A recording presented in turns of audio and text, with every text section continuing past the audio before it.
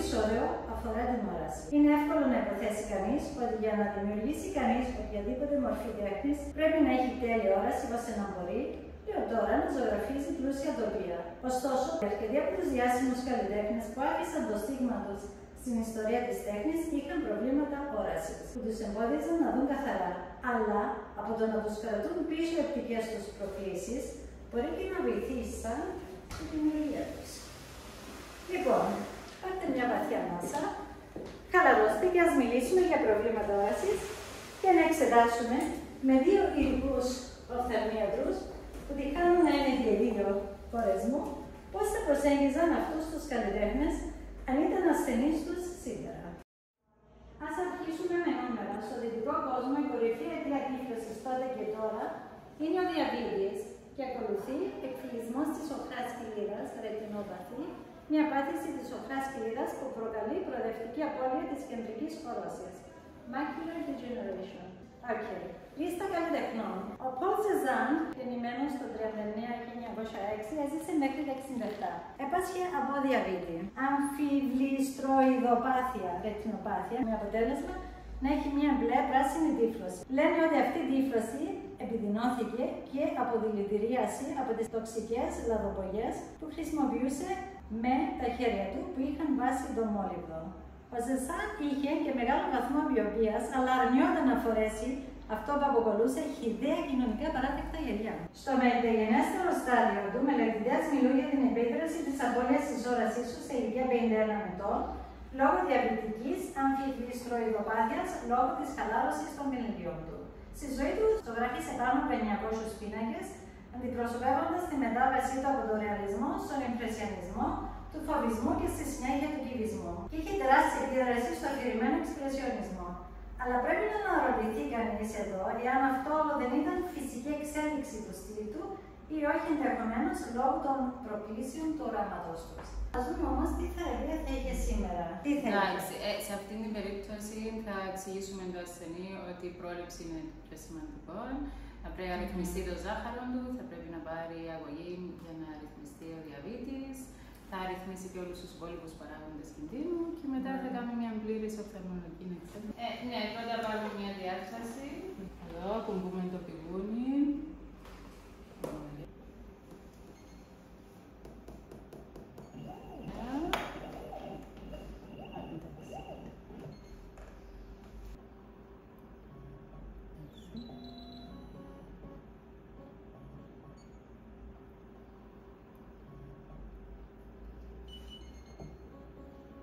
Εδώ μας δείχνει την γυμνοπία, λίγο ένα σχηματισμό, τερών το μάτι και εδώ θα βάλω και μια πίεση με το αυτόματο.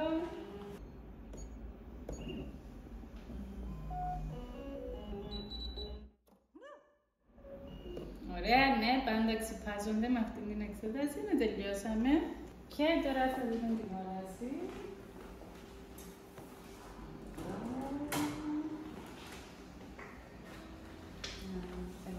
Να βλέπεις κουτακιάρια.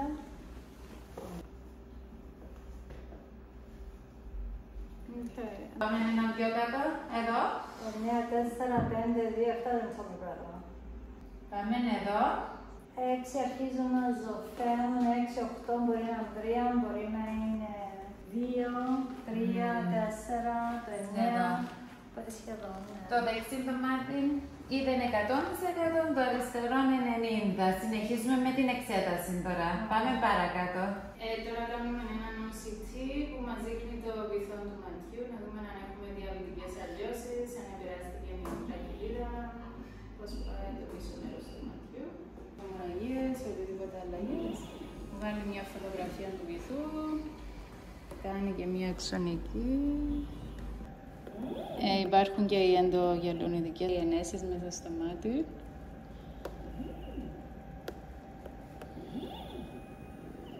Ή και το λέιζερ μπορεί να βοηθήσει αναλόγως. Ναι, ευθεία μπροστά. Εκεί, εντάξει. Ωραία, τελειώσαμε. Συνεχίζω. Θα μιλήσουμε για το Rembrandt. 1606, 1669 είχε εξωτροπία στερεοτύφλωση. Πολλά από τα αυτοπορτρέτα του δείχνουν τα μάτια του να στρέφονται προς τα έξω, κάτι που θα προκαλούσε έλλειψη αντίληψης βάθους.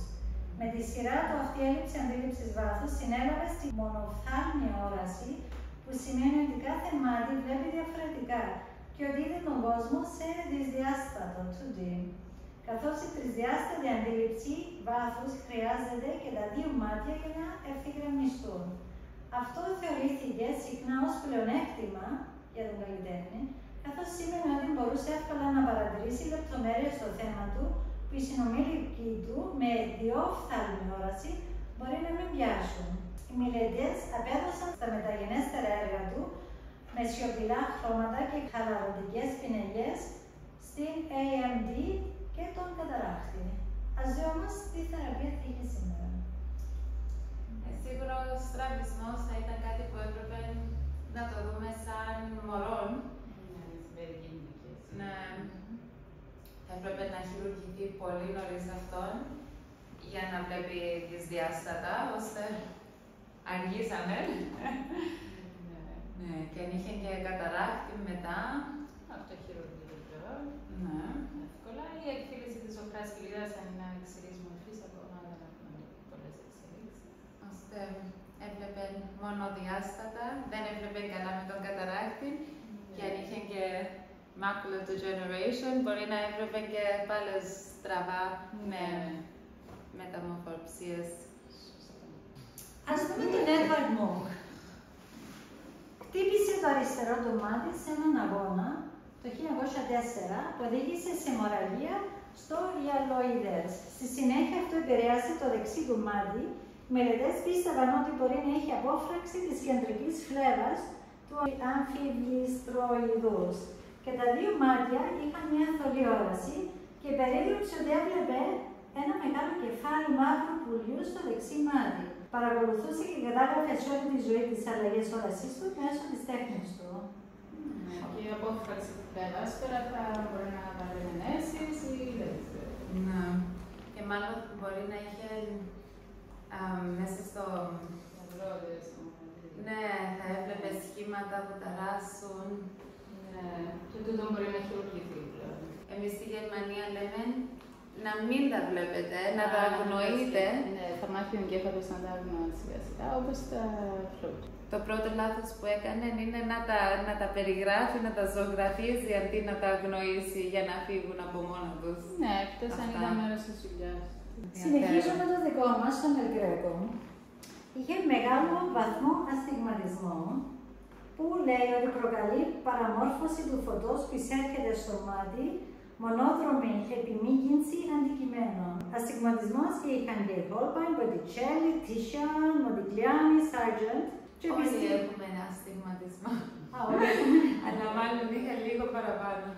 Επιστήμονες λένε ότι οι φαγοί γυαλιών θα μπορούσαν να είχαν υπερδιορθώσει τον ασtigmatisμό του El Greco, δημιουργώντας εικόνες αμφιβληστροειδούς που τεντώνονται οριζόντια, αναγκάζοντας έτσι τον καλλιτέχνη να ζωγραφίζει ψηλά και αδύνατα αντικείμενα που του φαινόταν εκείνου φυσιολογικά. Στον ασtigmatisμό κάποτε βλέπουν και σαν δύο εικόνες κολλημένες μαζί, έτσι, σοφά. Αν αφορούσε η γυαλιά θα τα βλέπουν διαφορετικά, η γυαλιά ασtigmatisμό. Ναι, δεν είχε κερατοκόνο, αν ο ασtigmatisμός ήταν regular, οπότε με γυαλιά τα έβλεπε καλά. Πάω στο Van Gogh. Είχε πολλαπλά οφθαλμολογικά προβλήματα, πολλά ιατρογόνα που προκλήθηκαν από παρενέργειες υψηλής δόσης φαρμάκου digitalis. Ένα φάρμακο που του συνταγογραφήθηκε για την digitalis λόγω της καρδιάς του και της εκλειψίας, η ψυχική του ασθένεια και πολλά άλλα είχε. Η υπερβολική δαχτυλίδα προκαλεί θολή όραση και ξανθοψία κίτρινη όραση. Οι μελετητές πιστεύουν ότι αυτό εξηγεί τα κίτρινα έργα του, καθώς και τη δηλητηρίαση από μόλιβδο, από αψέντη που επίναν και η λαδοβαγιά που χρησιμοποιούσαν. Υπάρχουν επίσης θεωρίες που υποδηλώνουν ότι ο Van Gogh επέφερε και από κρίσεις γαλακτώματος κλειστής γωνιάς. Άφησε πάνω από 2.000 αέριο τέχνης. Αν είχε γλαύκομα, κάποτε λένε άμα είναι πολύ ψηλή η πίεση βλέπουν και halos. Αλλά σίγουρα είναι επικίνδυνο αυτό η ψηλή πίεση. Πρέπει να τη χαμηλώσουμε την πίεση, σταγόνες και στη χειρότερη περίπτωση χειρουργία, stents, laser, υπάρχουν πολλές πιθανότητες. Συνεχίζω, Ρενουάρ. Ο Ρενουάρ είχε προχωρημένη μοιοπία, δηλαδή δυσκολία να δει οτιδήποτε από μακριά και μελιτές αποδίδουν το θολό φόντο και το λεπτομερές προσκήνιο στη μοιοπία του. Μοιοπία, ναι, γυαλιά, λέιζερ πλέον, διαχαστική, λέιζερ. Ο Πικάσο, θα πάω στον Πικάσο. Ο Πικάσο είχε στραβισμό. Μια ανώμαλη ευθυγράμμιση των ματιών, μια κατάσταση κατά την οποία ο οπτική οξάνες των ματιών δεν είναι παράλληλη και τα μάτια φαίνονται να κοιτάζουν προς διαφορετικές κατευθύνσεις. Η μη ευθυγράμμιση σημαίνει ότι δύο διαφορετικές εικόνες αποστέλλονται στον εγκέφαλο, μία από κάθε μάτι. Γι' αυτό λέμε αυτή η διαταραχή το διευκόλυνε να παράγει τη δυσδιάστατη αντιπαράσταση του θέματός τους. Όπως για τον λυβισμό, δεν βλέπουμε ένα αντικείμενο από μια γωνία η προοπτική, αλλά από πολλές γωνιές που επιλέγονται από την όραση και την κίνηση. Πρόσφατη έρευνα στο Harvard έδειξε ότι τα προβλήματα στερεοψίας είναι πιο κοινά μεταξύ των καλλιτεχνών από άλλους. Υπολογίζεται ότι ο Πικάσο έκανε στη ζωή του 13.500 πίνακες και περίπου 100.000 χαρακτικά. Τι θεραπεία για στραβισμό και στερεοψίας? Το ίδιο που έχουμε πει, χειρουργείο. Εντάξει, πάμε να κάτσουμε να σου δείξω πώς γίνεται το εξαστία στραβισμών. Βγάλουμε τα γυαλιά, κοιτάζουμε ένα μακρινό στόχο, εκεί ευθεία, συγκεντρώθω εκεί μακριά και απλώς αγνώμαι.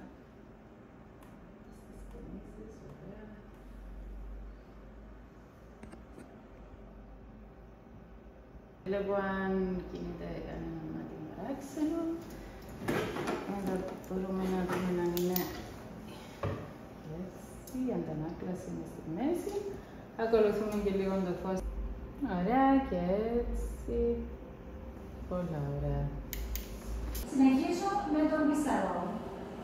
Έζησε μέχρι τα 73, έπασχε από χρόνια λίμωξη από δακρυοκιστητίδα στο δακρυακό χώρο. Αυτό δεν επηρέασε τόσο την όραση των ματιών του, αλλά τον τρόπο που έπρεπε να ζωγραφίζει. Απόστημα μετά από απόστημα στα μάτια του, οι γιατροί του απαγορεύαν να ζωγραφίσει σε εξωτερικούς χώρους, να ζωγραφίζει μόνο μέσα και να βλέπει τον έξω κόσμο από ένα παράθυρο. Αυτό πίστευε ότι επηρέασε την ικανότητά του να χρηματοδοτήσει το φως και την κίνηση, αλλά από την άλλη, βλέποντας τον κόσμο από μέσα, συμμετείχε με έναν νέο τρόπο. Έχει θεραπεύσει αυτά? Μόνο χειρικά. Και μάλλον θα δάκρυσε πολύ το μάτι του και θα έβλεπε τον κόσμο μέσα από τα δάκρυα. Ναι. Λοιπόν, ο Έντγαρ Ντεγκά έζησε μέχρι τα 83. Επέφερε από ευαισθησία στο φως, απώλεια όρασης, εκφύλιση της οχράς κοιλίδας και αμφιβολή στροϊδοπάθεια. Αρχίζοντας να χάνει την όραση του στα 30, παρόλο που οι μελετητές λένε ότι ήταν γενετικό στα κάτς, ο Ντεγκά πέρασε το πρόβλημά του στον κρύο καιρό και τη λάμψη που βίωσε όταν ήταν στην Αφροφρουρά κατά τη διάρκεια του Γαλλοπρωσικού πολέμου. Η ασθένεια του Ντεγκά επηρέασε τη ζωγραφική του για το μεγαλύτερο μέρος της καριέρας του, καθώς δεν μπορούσε να ζωγραφίσει ούτε και αυτός στους εξωτερικούς χώρους, λόγω της ευαισθησίας του στο ηλιακό φως, και ως εκ τούτου δούλευε σε ελεγχόμενα περιβάλλοντα όπως το θέατρο και τον μπαλέτο.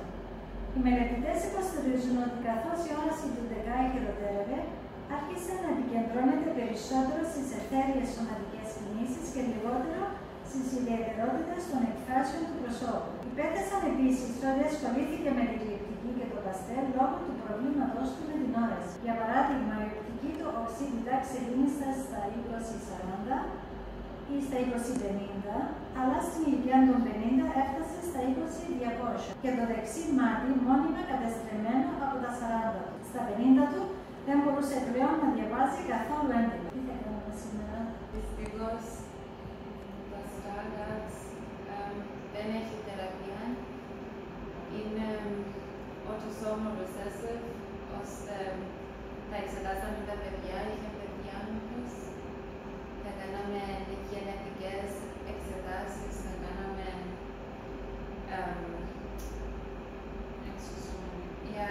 electrophysiologist.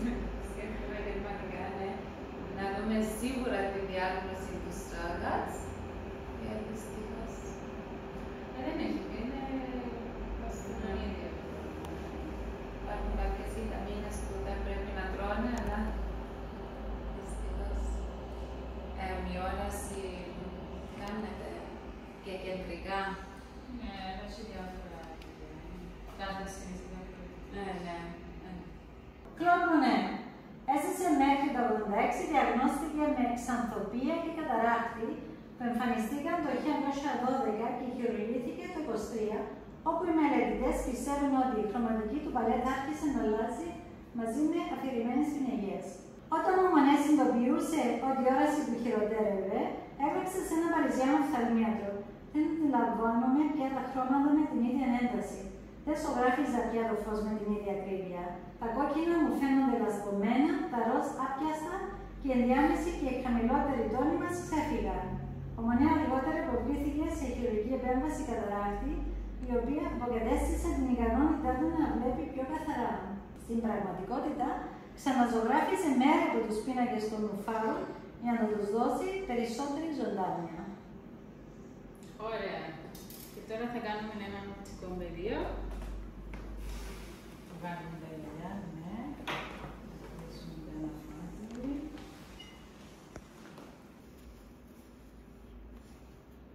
Ωραία.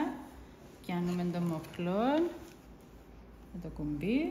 Ό,τι βλέπουμε φώτα γύρω από την κεντρική κουκκίδα, πατούμε το κουμπί. Και τούτη η εξέταση να δείξει την περιφερειακή όραση. Να γεπατήσεις του οπτικού νεύρου. Μπορεί να συσχετίζεται με γλάυκομα, με άλλα θέματα του εγκεφάλου. Για πατήσεις του οπτικού νεύρου. Okay. Ωραία. Είναι για μυθοσκόπηση τώρα.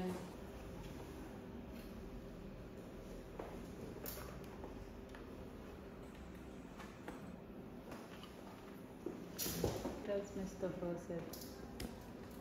Τώρα είναι η βυθοσκόπηση που συνήθως χρησιμοποιούμε για κλινήρες ασθενείς που δεν μπορούν να έρθουν στο γιατρείο μου. Πάω σπίτι τους, βάλω τους σταγόνες, να ανοίξει η κόλλη του μαθιού και κάνουμε τη βυθοσκόπηση. Βλέπεις το βυθό, αν έχει οτιδήποτε που τούτα που ελάμε, ήταν να φανούν.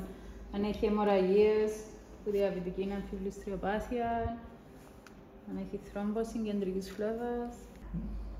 Οκ, Νίκη, θα κάνεις τη βυθοσκόπηση. Ναι. Πες μου τι βλέπεις στο οπτικό νεύρο. Σας βλέπω upside down. Yeah, we also see your retina upside down. Okay. Τα αγγεία. Είναι όλα καλά τα αγγεία φυσιολογικά, το οπτικό νεύρο φυσιολογικό. Κανέναν αιμάτωμα, τίποτε. Τίποτε Η περιφέρεια. Όλα καλά. Ωραία. Πολύ ωραία.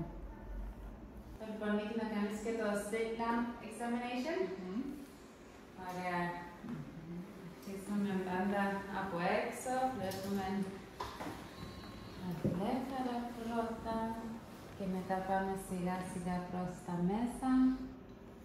The conjunctiva, the cornea, the iris, the pupil, the anterior chamber. Πριν 100 χρόνια είχε αυτό το μηχάνημα. Ναι, έχουμε την του παππού. Και τώρα πες μου, βλέπεις καμιά ασθένεια, ο καταράχτης ήρθε, ακόμη δεν είναι. Είναι αρχικά στάδια. Στους διαβητικούς έρχεται πιο νωρίς ο καταράχτης. Και τώρα πιάνουμε το φακό. Να δούμε το βυθό του ματιού. Βλέπεις το νεύρο, Νίκη, ήταν υγιεινό. Ναι, είναι τώρα πολύ καλά. How was the cupping? Normal. How does the macula look?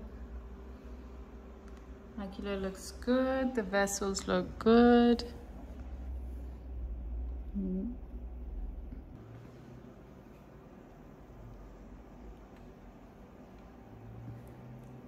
Ωραία, είναι όλα μια χαρά. Και τέλος σας μιλήσω για μένα, για λαπίθη, πρεσβειοπία, Ενώ η όραση μου ήταν τέλεια, μόλις μπήκα στα 50 μου χρόνια, άρχισε η πρεσβειοποία και από μισό βαθμό, χρόνο με το χρόνο, αυξάνεται. Χωρίς γυαλιά πλέον, δεν θα μπορούσα να διαβάζω ούτε και να γράφω. Από το 1998 για περίπου 6-7 χρόνια έκανα αποκλειστικά ιατρική τέχνη. Δηλαδή με κύριο έθισμα τη ιατρική και συχνά με συνεργασία γιατρών διαφόρων διευθυντικοτήτων. Αυτή τη δουλειά βγήκαν 2 εκδόσεις, χειρουργική θαλάμη και αισθηματισμένη, ένα CD-ROM, μια σειρά βίντεο που χειρουργούσαν πάνω σε γλυπτά μου και πολλαπλά γλυπτά εγκατάστασης.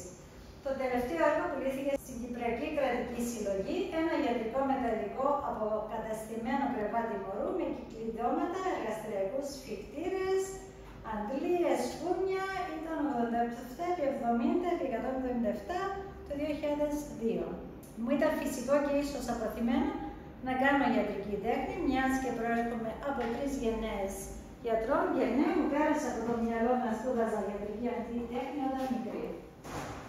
Για την όραση τότε έφτιαξα αυτό το έργο με τίτλο «Παρακαλώ χωρίς ζάχαρη», ένα για κάθε κόρη. Εκτυπωμένο σε χαρτί, με αλουμίνιουμ κορνίζα, πάει μέχρι τα 2 μέτρα. Έχει 3 κολόνες, στα αριστερά η γλώσσα και η τοπική διάλεκτη, στο κέντρο «Παρακαλώ» και στα δεξιά είναι ταινίες μέτρησης γλυκόζης αίματος που χρησιμοποιείται κυρίως για αυτοέλεγχο από διαβητικούς. Παρακαλώ, no sugar. Μετά από όλα που έχουν λεχθεί, το έργο είναι αυτονόητο. Και εδώ τελειώνουμε κάνοντας τον κύκλο της αρχής αυτής της έρευνας ότι στο δυτικό κόσμο η κορυφή αιτία τύφλωσης στο εργάσιμο πληθυσμό είναι ο διαβήτης. Άλλωστε δεν είναι τυχαίο που λένε προσέχετε την υγεία σας ως κόρη οφθαλμού.